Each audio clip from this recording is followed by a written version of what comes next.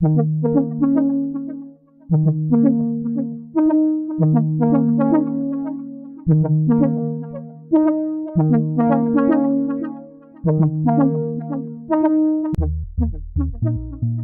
like to ask Nick first. In the digital era, what would you consider is a good creative idea? Can that question be answered? Well, I had this framework that I developed, which I still use because it forces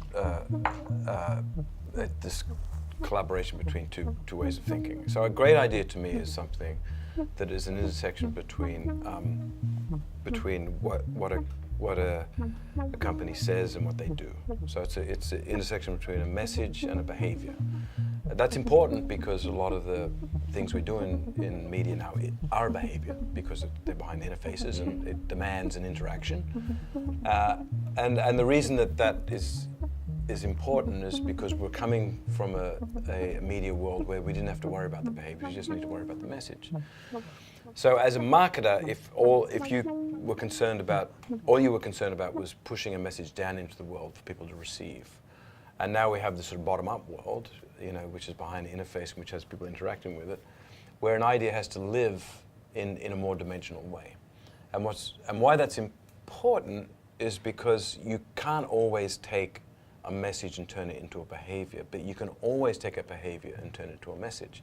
So if you start... Repeat that, I don't understand that. Right, so there are certain ideas that have lived in advertising that make you feel something, but don't suggest anything that would turn into a behavior. I got that part. Right. That's the reverse that was a challenge. Right, and so now it's very difficult for a brand idea not to live in an interface. Yes. Right, so if you're using a legacy sort of advertising idea which tells you something, makes you feel something, but doesn't suggest any sort of interaction or behavior, then you've got to rethink what that idea is. So what I'm hearing you say is, to use words I've heard you use in the past, is a good creative idea is a fusion of something that is creatively and strategically, conceptually distilled, but then also in terms of how it's systematically implemented to reinforce behavioral change.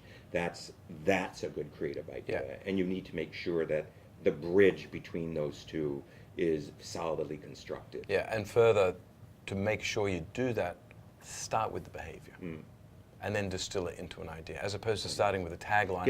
Give us an example of starting with the behavior and distilling it into an idea. This is something that I did, it must have been 8 years ago. I went to Australia and we were pitching Qantas, which is the national airline of Australia. Qantas's tagline, and sort of, I think it might be the same now, is the spirit of Australia. Still is. Right? The spirit of Australia. So as a creative idea, that makes me feel patriotic if I'm Australian. It makes me sort of think that Australians are proud of their country if I'm some. But Qantas's brand is a service brand. It's a service brand that is competing against Asian airlines that have great service, and Middle Eastern airlines that have cheap gas, and so they have this business challenge which says the only way that they can compete against them is to have a great digital service. That's the way to do it. That's the end around to that business problem.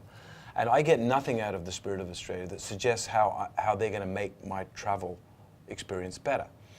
In the pitch, we said, why don't you think about a tagline that was something like well-traveled?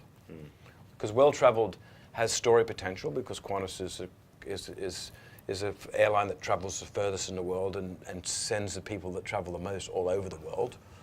But it's also their ambition to make you well-traveled. So what I hear you say is that when you talk about have creative spring from behavior, is that the idea itself has to transform passive exposure into active participation. So one shortcut would be, if our creative comes to me, I'd say, try to make the idea a verb.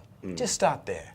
Because we're going to have a better and richer place to start. And that just makes me think, not that I'm being interviewed here, but one of the things that I worked on was KitKat in Japan, and the whole creative idea was pray with a KitKat. So it's not a wafer, it's a lucky omen. And so from that behavior comes the role in life that you can actively participate with. So I might just add different thoughts that don't sort of replace what you said, or they don't intend to answer the question. I mean, it's a bit like asking someone what makes a good joke in a way. Like, you can't really sort of describe what creativity is. You just know it when you see it. And there's a kind of a degree to which there's an involuntary reaction that you have to it, which is either laughing in the case of a joke or believing in a brand in the case of advertising. I think you can apply certain tests to something to see it's a good creative idea. So its longevity, its ability to carry on relevance over time, I think is incredibly important. I think the degree to which it's provocative is quite interesting. I think increasingly in this cluttered environment, it's good to stand for something and to get a reaction in people. If you look at the sort of Nike situation at the moment, that's a good example. Ideally, it's kind of creatively fertile in that it leads to lots and lots of other ideas within the same structure. But I think probably the most important thing for creative ideas today, and this is kind of building on what Nick said, is that they have the ability to sort of leverage across all of these different sort of touch points and interfaces to sort of provide meaning to otherwise boring interactions. Well, so I hear both of you saying pretty much the same thing, is that a great creative idea is defined as an invitation to participate.